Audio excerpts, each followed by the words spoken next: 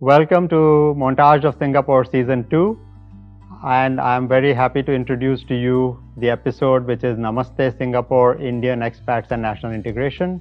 This series has been put together by Masti Media Network with support from the National Integration Council. I'm your host Narendra Singh, and I've been in Singapore 28 years and now a Singaporean with deep local roots. My wife and I and our 2 children came here in 1996, and we were very attracted to the multicultural ethos of this country and the DNA as an international city. It has played out well for us, and my wife and I initially came and worked for other employers, and later I made the switch to becoming an entrepreneur and co-founded 3 companies. And I'm happy to say that I was able to use the 3 companies for various entrepreneurial ventures. Well, so much about myself. I think it's time to introduce the panel, which I'm sure you'll really enjoy. Let's get to know our panel for the expat Indians. We have Amit Gupta, who's a corporate leader, advisor, and impact investor. He has worked in large MNCs and is an entrepreneur as well. We have Krishna Mani Kannan, or Krishna as he's called. He's an experienced digital strategist and a multipreneur with a strong track record of success, having managed various companies in Singapore and India. We have Manisha Sewal, who is the group president of the largest PR agency in Singapore, and she oversees the agency's global business. Somnath Adak is a chartered accountant by training, and he is also the president of the Singapore chapter of the Institute of Chartered Accountants of India. Let's go and meet the panel now. Welcome to this show. I'm sure you're happy to be here. Yes. Thank you. Thank you. Yeah. Yes, most welcome. I'm sure this is going to be a great show. This is season 2 of Montage of Singapore, and I'm going to get right into it about Indian expats and national integration. And Manisha, I'm going to ask you, what brought you here? So I moved to Singapore in 2003. I had just finished my master's in India and I landed a cushy role. But in 2003, Singapore was just coming out of SARS and the economy was opening up. So I managed to get an employment pass, and I'd heard a lot about Singapore's meritocracy culture. So I took my chances.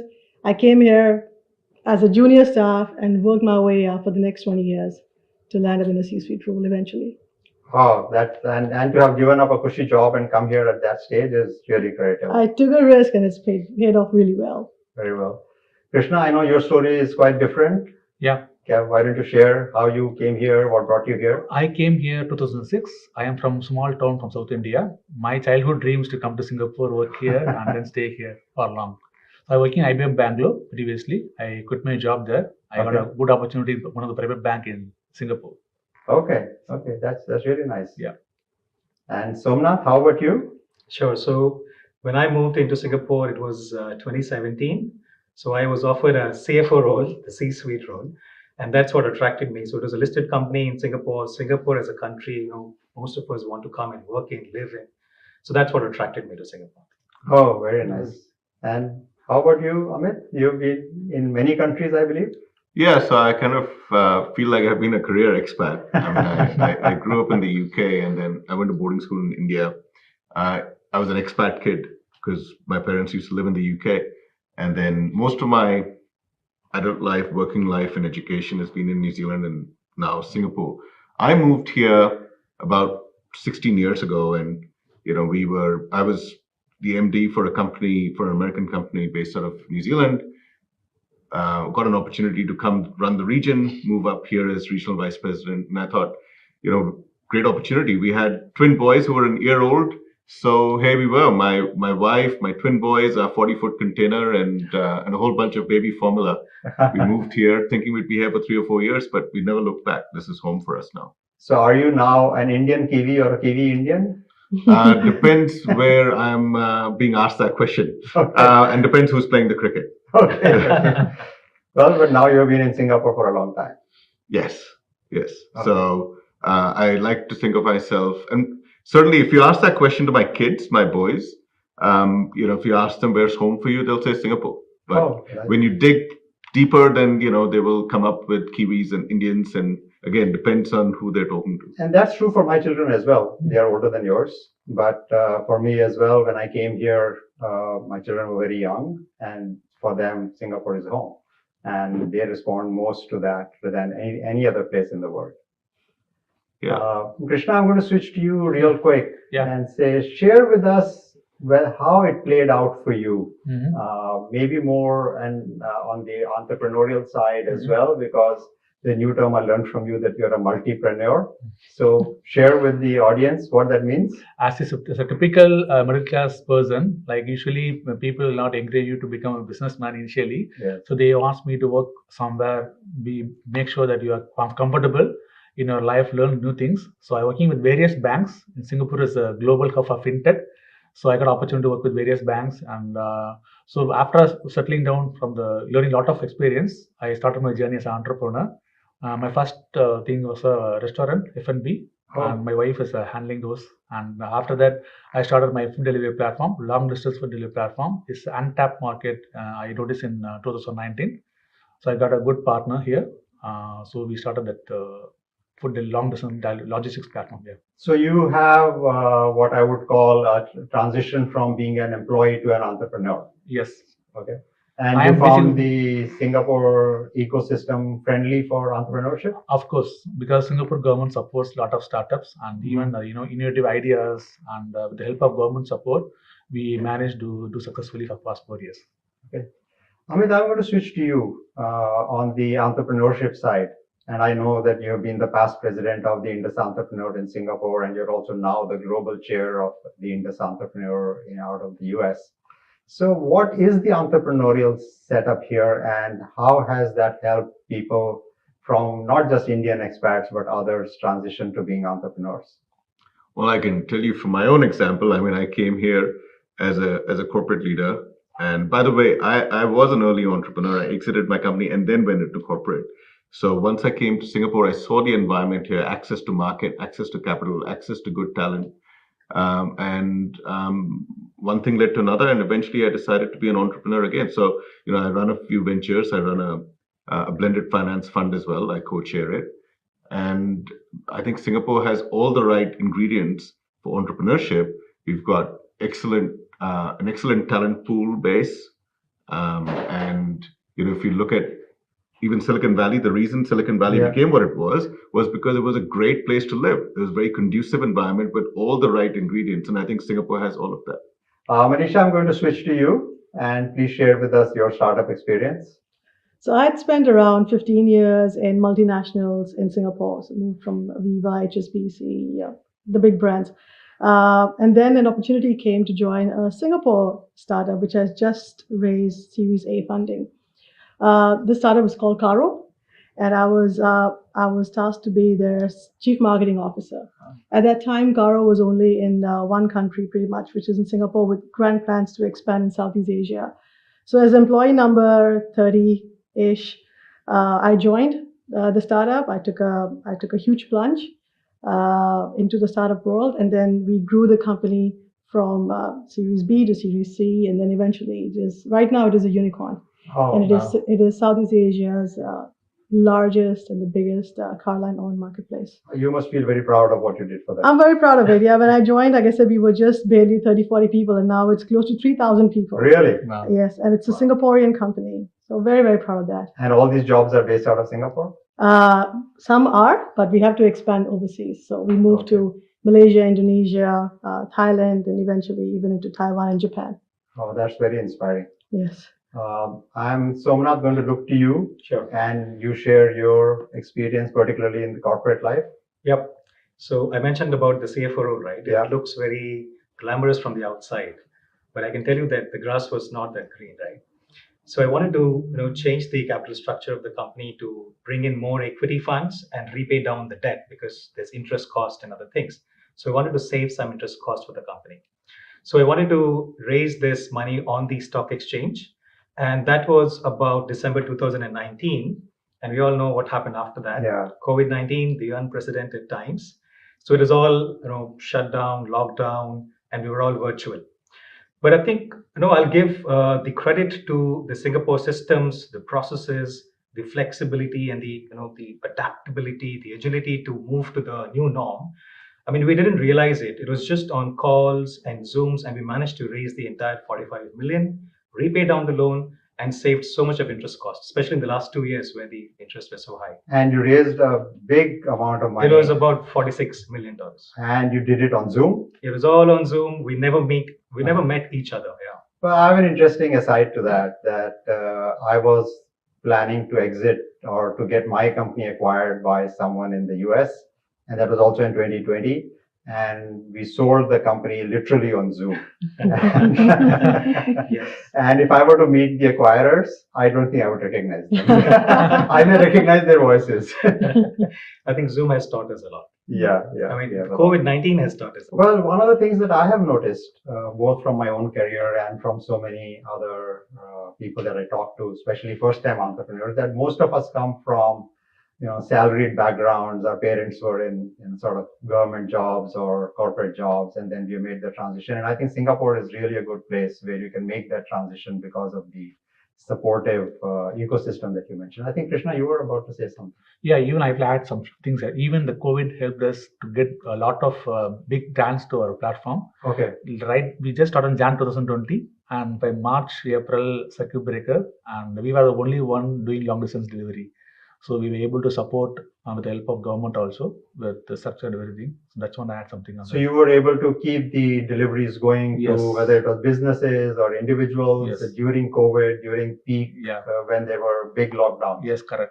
Well, you People must be are recognized for that. Of course, people are even the Stereotypes also featured us Okay. in June, and we are the only one long distance. How we cope up during the COVID, Okay. and it helped us a lot for our brand. As we supported even the people who missed their food, staying at home, they can order food through our platform. And you would deliver food right to their doorsteps? Yes, of course. Wow. From Orchard to Jurong, Orchard to Woodlands, Orchard to Tampines, Assembly. Oh, that's really impressive. Yeah. So we've been here several years, as we all just discussed. So I'm going to ask each one of you, what are the first one or two words that you learned which were unique to Singapore, and maybe you still use them? First thing, come liao, la, okay la, go la. I learned. And are you comfortable with all of them now? Yeah, I'm comfortable. I used to talk normally now in Singapore. Okay. That would be alamak. Can make, can la. Don't like that leh. You seem to have picked it up really well. Can. I mean, can-do attitude is very important to me. So Yeah. that sums it up. I think that caught me off guard the first time my teammate said can, and I was like, is it like a yes can, or can like I will do or they will do? It's confusing. So yeah. Well, for me, the word that I use a lot is when I order my local coffee, and that is shudai, because that's the way I like my coffee. Siu tai. Yeah. Siu tai. So I've heard it in different accents, so I have stabilized on Even shudai. kopi wo is quite. Yeah. quite My favorite coffee, kopi o croissant. Okay, Croissant, okay, croissant. okay. I mean, I love that coffee more. But than on the anything else. can, I've actually heard somebody say to me, can also can, cannot also can. Even te alia, halia means ginger. Yes, yes. I ignore the cannot piece. Yeah. Yes. Halia means ginger. Oh, te alia. It's quite. When you go to a coffee shop, it's te alia. Yeah, They never ask for ginger tea. I know my wife always orders they are. Te alia. It's quite. Nice. So I want to actually keep the interesting discussion going, and I'm going to ask each one of you to share some contributions that you have made as a give back to Singapore. So, Krishna, you want to start with yours? Actually, I used to do a lot of community work in my India, but I love to do during my free time. So I joined RC, Resident Committee, so that I can move with different races of people, give back to society, and Okay. then plus I used to do volunteering in temple as a priest volunteer. During the weekends, the temple will be heavily crowded, Okay. so I used to enjoy that. So you are actually a qualified priest, or you are a part-time priest? No, I'm like a Brahmin, Okay. so I can help them in terms of certain things I can do. Okay. Okay. So you help out at the Temple, Indian yeah. temple. Yeah. Okay, that's really interesting. Manisha, how about you? So Singapore's number one resource is talent, human talent, right? And there's a lot of emphasis placed on lifelong learning. So I got involved in Skills Future program, and I'm a certified Skills Future trainer. And I've been training mid-career workers. I've been training SMEs that want to digitize their marketing operations for the past 8 years. And I think I can say I've successfully trained, upskilled, and mentored more than 1,000 people, 1,000 residents in Singapore. So and do you know the outcomes? Did they land better jobs? Did they get promoted within their companies? How did that go? So I wouldn't know the details, but I do stay in touch with some of them on LinkedIn. The number one reason why they were upskilled is so they can perform.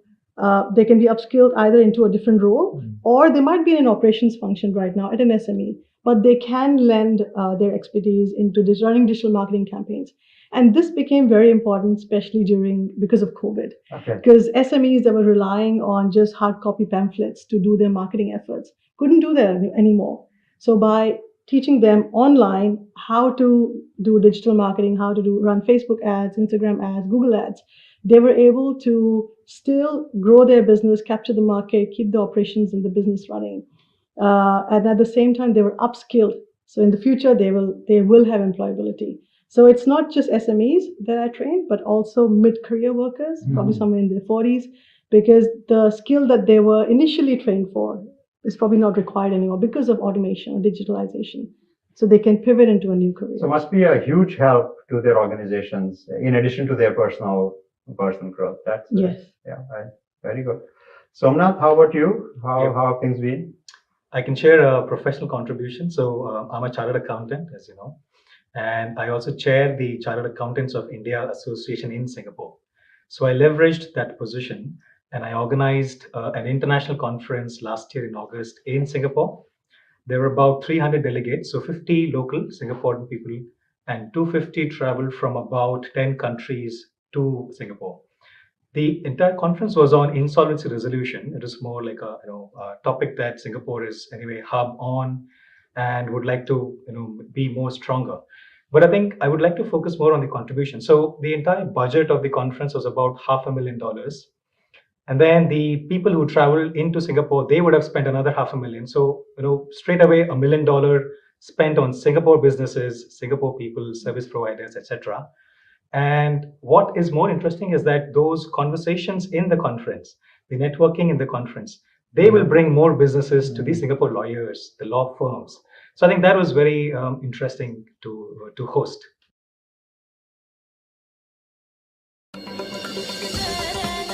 Available anywhere across the world with the app Radio Masti 24/7. The 24-hour station offers a vast variety of programs filled with local, global and Indian content along with Bollywood gossip and updates. Make sure you add Masti to your lives. Download the app today and stay energized and connected on the go. Radio Masti 24/7 Live, Singapore's only Bollywood radio since 2009.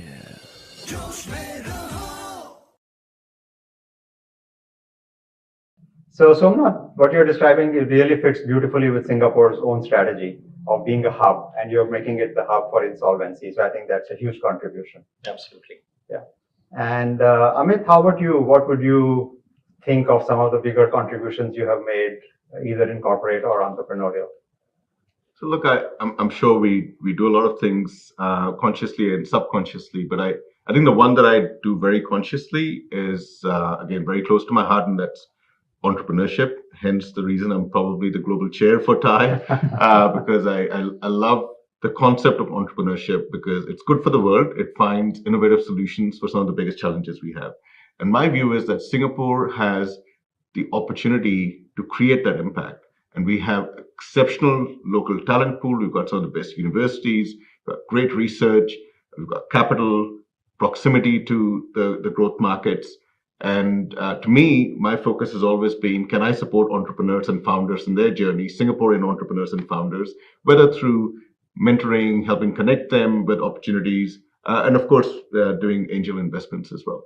Do you want to quickly talk about the TIE Global Summit that you had organized just a few months ago? Yeah, so the TIE Global Summit was a great example. It's for us, it was an opportunity to bring the spotlight to Singapore. It's TIE's global flagship event that brings some of the biggest founders and investors from around the world into one ecosystem. And to us, that was very important to put that focus on Singapore. And we partnered with the Singapore FinTech Festival. We worked with the EDB, with Enterprise Singapore, so many other organizations to make sure that we wanted to make it meaningful for Singapore and ensure that it infuses a whole amount of energy into the entrepreneur ecosystem here. So True. 3,500 people, over 3 or 4 days from all around the world. Okay. So there was a lot of, I can safely say there was a lot of contribution to the economy as well. I attended the SFF. Yeah, I know you did. I attended too. Yeah, same here. I think SFF has become one of the best events that Singapore hosts here. Yes. I'm going to quickly change tracks. And you've been here several years, all of us. I think I've been here the longest, 28 years. So I'm just going to go around and share with us what you have done in terms of either consciously or subconsciously in terms of integrating with the local community or the community at large, in addition to what we do professionally, the contributions we have made. So whoever wants to go first. Sure. So I've worked in MNC. So before coming into Singapore, I already had some of the friends who were Singaporean locals. So it was an easy transition for me when I moved into Singapore. So the first thing I did, a couple of weeks later, I went and registered myself as a volunteer in the SIGLAP CC, the community center. Okay. And I think that was the best thing I did initially. Then I had helped organize all these community events, be it the London Festival, be it the Halloweens, the CNY dinners, etc. I think that gave me a very good exposure to the families living around the estate. So we started making friends, family friends, kids went to play with other kids, etc. So I think that was good. But what is more, meaningful for me was that the opportunity when COVID happened and the SIGLAP CC, they needed volunteers. And I raised up my hand, and there was an inner voice in me which said, like, if not you, then who, right? And if not now, then when? So I raised up my hand. I started, going out. I went for mask distribution, the trace token distribution, the trace together token distribution, and what have you. I remember I was there in a house, helping out an elderly register for the vaccination program. I booked the appointments for them, and they were very, very happy. So I think that piece of volunteering was really meaningful for me, and I feel privileged to be able to help Singapore when it was most needed. Well, also that was a time when not everybody was, if I can use the word, risk their lives to be out and be helping. Yeah. So must have been a huge contribution at that point. There was instances, when I returned home, I used to, change all my clothes, spray myself up, and then go into the home because we didn't know what we were dealing with that time. Right. Even I am a block ambassador also. You are? First thing, any issues, they go to block ambassador. We have a great retail field, the residents first. Then only I just make sure understand, no need to worry about, no need to panic. Yeah.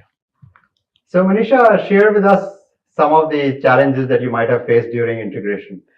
Very simple. For me, it was don't be loud. Something I was told by a very good friend of mine very early when I moved here to Singapore. So I think my volume was a bit high, and I was told very gently, just tone it down a little bit. Not everybody needs to know that you're talking on the phone. Yeah. So I started doing that, and I think it's helped me quite a lot in terms of my professional career in Singapore too. But that brings me to another, it sort of triggered something that what I would call a stereotype, that there is a stereotype among some parts of Singapore society that Indian expats tend to be pushy or assertive, or if I can, you even use the word authoritative sometimes at the wrong times. Would you people agree with that? Do you think it's a stereotype that holds water, or you think, well, it is just a stereotype? I think if I can share, maybe it's a stereotype until they meet somebody, right? And it depends on character, personality, different for different people. So from my experience, I've never experienced it. On the contrary, what I've heard is that, we had an image of something else, but then you come across as very sort of, kind, gentle, not that pushy, aggressive. So I think very different. So personal contact made all the difference in terms of perception. Yes, and the more you meet, it becomes better. Better. Okay, that's very nice. That is really also the basis for integration anyway, right? Yes. So Krishna, would you also agree that with the stereotype that some Indian expats have? Now, as you mentioned, if you pay personal contact, move with the people, I never come across it because I was in CC for quite long. So I moved people, so I never encountered anything in my life in Singapore. So which brings me to, obviously your experiences are different. So would you have any advice for anybody coming new, not just an Indian expat, but would you have advice for them to say, look, here are some ways of entering the Singapore society and becoming a part of it, because most people do end up living for decades here, if not forever. So would you want to start and Yeah, share? maybe if anyone comes to Singapore, maybe try to mingle with locals, just join the events, move with the people, listen to local news and what is happening here, Uh-huh. and at least just spare 10 minutes every day with news and newspaper. It'll be helpful for them, at least what are the policies, how they can also integrate, and they can maybe a lot of events put in the notice board. Yeah. Maybe just go and join. Most of them are very sometimes free, sometimes it's quite cheap. And just move with the people. Sometimes they're arranging some events or something. It's quite Yeah, helpful for them. join in the fun and games. Yes, and of course. or even serious hobbies or Of activities course. at the CCs. Sometimes they have tree planting ceremony, some Yeah. mentoring ceremony. Just go with them. See, work with the police also. We have a citizen patrol scheme where Okay. we just go with the And police. you're part of that? Yes, just for half an hour every week. Yeah. Oh, very nice. Anyone else? Any suggestions on any expat coming to Singapore? Yeah, I think you made a really good point about stereotypes, and stereotypes are created by perception, and that's when you're basing it on what you're seeing or hearing from third parties, right? Yeah. And I think the biggest piece really to change that is to get to know people. And I think second, I would just say in every society, anywhere in the world, there are perceptions and stereotypes. So it's not unique to Singapore. Yeah. But I think that it can be addressed quite easily through education. There is no one type of Indian either. India is a very diverse place, different types of Indians. And I think the only way to tackle that is by getting to know people. Yes. And like Krishna said, mingle and get to know people. Yeah. I'll keep it a bit simpler. So everybody who, let's say, moves to any country, for example, they will do a lot of research on the website, internet, etc. Right? So I think the only suggestion I'll give is that have all of them at the back of your mind. But come here, when you come to Singapore, be open, adapt yourself, Yes. learn about them, learn about the people, the culture, the food, and just stay open, adapt it, rather Right. than having those misconceptions ruin your experience. Yeah. So Try the local food a lot. It's very good. Yeah. So in some ways, one of the things that he, I think, alluded to is that misconceptions can be on both sides. Yeah. And both sides, which is the incoming immigrant or resident, should also not come with misconceptions, just as the local population should hopefully not have misconceptions about any community. Yeah. And Yeah. one of the things is that Singapore, with its falling birth rate, is going to always have new people come in. It is not going to be any different for the next several decades. So the more we can address that issue and the more people settle down to the Singapore way, and in the process also enrich the culture, which is how Singapore has grown. It goes back hundreds of years.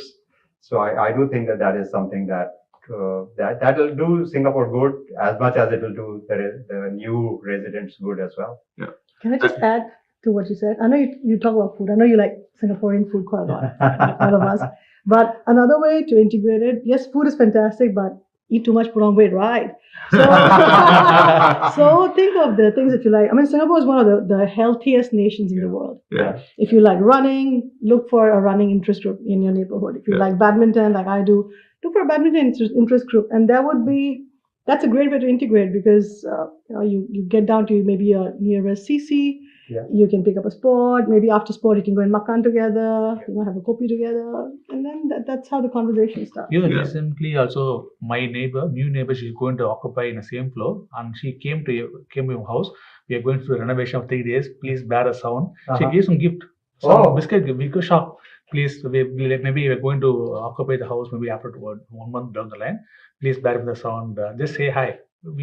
That's So for full just time. a nice way of getting introduced. Yes, and after that we just moved together, just happy, say hi. My daughter also going with them, playing with them on the same floor. I would just add, I think sometimes we let those stereotypes that people have of us create barriers, and it's up to us how to bring those barriers down. I think that's the most important piece. And I would just say globalization is the reality of life, and I think everyone needs to get used to it. I mean, we have seen countries like China experience expats going in there, right? There was a big expat movement. Now India has expats going into India in the hotspots like Bangalore and Mumbai and Gurgaon. So I think that's the reality. Expats will move where the opportunities are, and it's not unique to Singapore. I think Singapore is in a very, very good place to see this sort of economic vibrancy and the quality of life that is created here because of some of this movement. So I guess we are at the end of our episode here. Thank you so much, everyone. Thank you. I think a few things that have come out, obviously Singapore is a great place for people to come and settle down. Singapore has always had the DNA of being an international city, an international country, and values talent. And I do think that plays well with the Indian expat community. And it's also nice to hear so many stories from all of you of how you didn't just contribute on a professional side and in some ways enriched your experience, but you also thought of how to integrate with the rest of the society. I also know many of us have made conscious efforts. Some have done it through office, and the examples that we shared, some did it through CC, some through somewhere else. But these are all good efforts, and I'm glad that we are able to do that. And I do think it speaks well both of the Indian expat community and of the Singaporean community that it's so welcoming. It's been wonderful having this discussion with all of you, and I'm sure you have enjoyed it as well. Thank you Thanks, so everyone. much. Thank you so It was much. fun. Thanks. Yeah. And it's really nice to hear all these perspectives that Indian expats have. It's clear that Singapore is a great place which values talent and is very attractive for Indian expats to come and settle here. What's even more heartwarming is that as they settle down, or as we settle down, we actually make the effort to not just worry about our work, but we make the effort to integrate with the larger Singapore society. And as I said, good to hear the stories from each of the panelists about how they have been contributing back in various different ways. So we'll come to the end of this episode, but I do have a special gift for each of the panelists. Okay, wow. Oh, wow. Wow. Great. When was this taken? Yeah, that's Oh, beautiful. this is real time. That's these days. us. Wow. And you also get from our gift sponsor, a company, a local startup called Haldi. So they have the turmeric-based mint, which I think is the first in the world. So each one of you will get to take one of these back with Thank you. you. And hopefully you will also pick it up later in the stores. Fresh bread with good health. Yes. So thank you so much, everyone. It's been a pleasure. Thank you, guys. Thank you guys. Thank you. Amazing. Yeah. Thank you. I also want to thank the viewers for watching this episode. I hope you found it useful. And I would be remiss if I would not thank Masti Media Network for putting it together and the National Integration Council for supporting it. And I hope that as we go on this journey together, Singapore will continue to be a society which is well integrated, accepts new residents as required, and we build a wonderful country as we have always done. Thank you very much. And this is Narendra, your host, signing off. Thank you. Dear audience, don't go anywhere yet. Keeping up with our tradition of ending each episode of Montage of Singapore Season 2 with a unique presentation of art, today we have with us Tan Po Chun Radha Govinda Dasa, a graduate of Republic Polytechnic. He is Chinese and he has been learning and performing tabla and Indian percussion since he was young. He is currently a world percussionist. Time to tap our feet to the tunes of our very own local maestro, Radhe. Enjoy.